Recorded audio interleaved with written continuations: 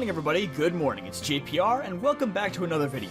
Shadow Pokemon are a curious group of corrupted Pokemon that usually have been affected by humans in some way, shape, or form. Of course, they're mostly remembered now for their role in the popular Gen 3 spin-off games, Pokemon Colosseum and XD Gale of Darkness, where they can be captured, purified, and used by the heroes. But what a lot of people don't know is that Shadow Pokemon's actual title in the Japanese versions of these games is Dark Pokemon, and there have been many more instances of Dark Pokemon appearing throughout the franchise than just Shadow Pokemon. So, for the sake of this video being longer than 3 minutes, let's discuss the full history of Dark and Shadow Pokemon in the franchise.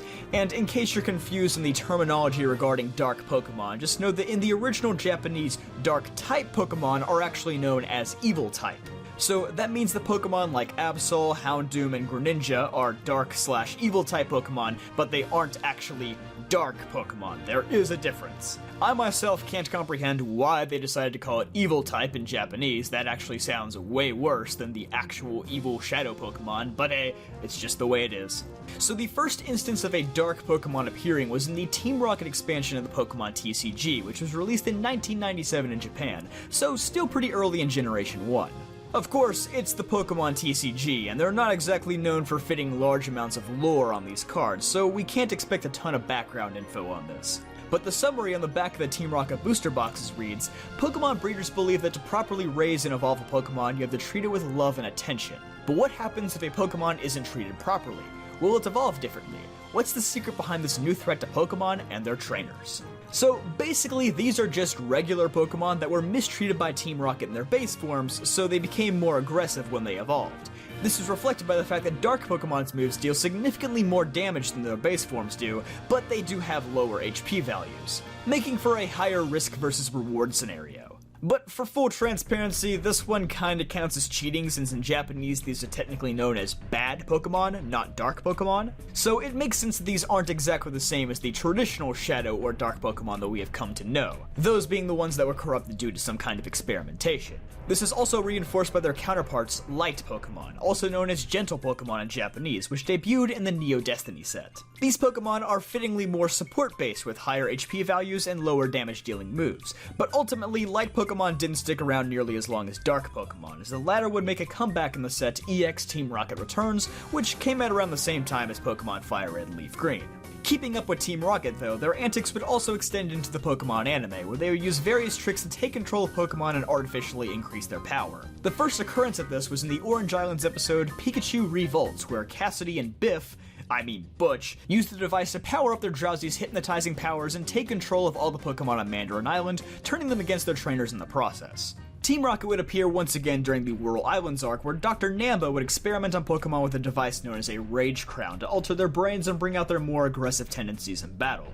While these Pokemon were just brainwashed and were never given an official title, like Dark or Shadow, this would be a lot more similar to our current day understanding of Dark Pokemon than what was presented in the TCG sets. Only a few months after the conclusion of the Whirl Islands arc, the idea of corrupted Pokemon would be touched upon once again in a more fully realized form in the fourth Pokemon movie, Celebi, Voice of the Forest. In this movie, the main antagonist, the Iron Mask Marauder, would use custom-made Dark Balls to capture Pokemon, turn them evil, and raise them to their maximum level.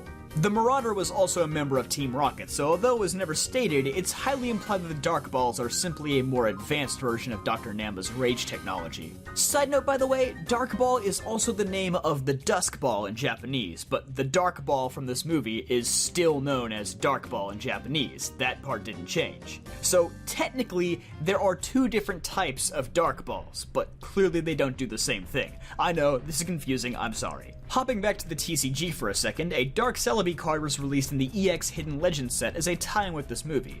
So although it's not in a Team Rocket set, it technically is still affiliated with Team Rocket since it belongs to the Iron Mask Marauder. But most importantly, this would serve as the basic template for Shadow Pokemon going forward in their next major appearance in the aforementioned Gen 3 spin-off games. In these games, Shadow Pokemon are those that have been captured and had the doors to their hearts artificially closed by the organization Cypher. Although the aura of a Shadow Pokemon is invisible to the naked eye, they are shown to be highly unstable, sometimes attacking trainers and going into an erratic state known as Hyper Mode, where their critical hit rate is drastically increased. In Pokemon XD, this phenomenon is replaced with Reverse Mode, a similar mechanic where Shadow Pokemon have higher critical hit rates, but instead of disobeying their trainers, they just take a small amount of recoil damage at the end of every turn, implying that Cypher has been able to somewhat stabilize their product.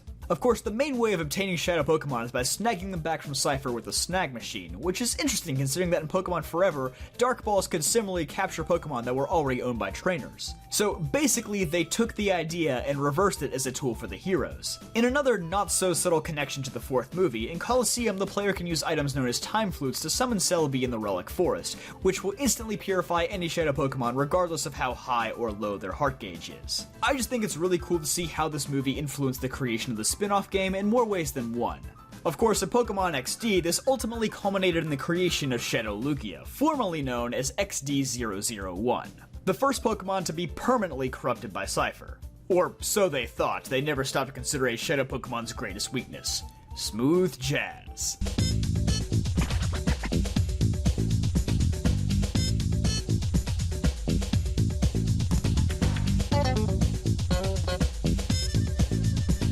Pokemon would then spend the next few generations distancing themselves from the idea of evil Pokemon, perhaps just in fear that they'd wear out the topic at the rate they were going. There would be a couple notable exceptions though. First would be Primal Dialga, who, surprise surprise, isn't actually a primal form. That was a mistranslation by the Mystery Dungeon team. In Japanese, Primal Dialga's true name is Dark Dialga, so either that or Shadow Dialga would have been a more accurate translation. Primal Dialga is a rare case of a Pokemon being corrupted without any human interference involved. Instead, it was Darkrai causing the collapse of Temporal Tower that made Dialga go rogue. I assume this is because Temporal Tower and the Time Gears themselves are directly tied into the flow of time, so if they were tampered with, that would also have a direct adverse effect on Dialga. In 2016, another Dark Pokemon would appear in the spin-off Pokken Tournament, this time in the form of Shadow Mewtwo, who is actually known as Dark Mewtwo in Japanese, similar to how Shadow Pokemon are Dark Pokemon in Japanese. Wow, a consistent translation for once, what luck! Basically, Mewtwo merged with the Shadow Synergy Stone, dramatically increasing its power and allowing it to Mega Evolve without a trainer's command, which we touched on earlier in the Strange Pokemon Transformations video. However, the cost of this power is that Shadow Mewtwo constantly harms itself while battling, similar to Pichu in the Super Smash Bros. Series. But keeping with the theme of this video, I would liken it to the reverse mode mechanic from Pokemon XD Gale of Darkness. And finally, things would come full circle for Shadow Pokemon in 2019 when they began appearing in Pokemon Go. Well, sort of. Although they are very similar in appearance and function to those seen in Colosseum and XD, these are actual Shadow Pokemon, even in Japanese. Unlike the originals, they are not referred to as Dark Pokemon in any way. Though the reason for that may be that Niantic, the company that primarily develops Pokemon Go, is a Western company, so they may just be known as Shadow Pokemon in all languages because they were clearly inspired by the English versions of Pokemon Colosseum and XD. I'm sorry, I know like half this video is just weird translation technicalities, but these are still clearly meant to be the same thing.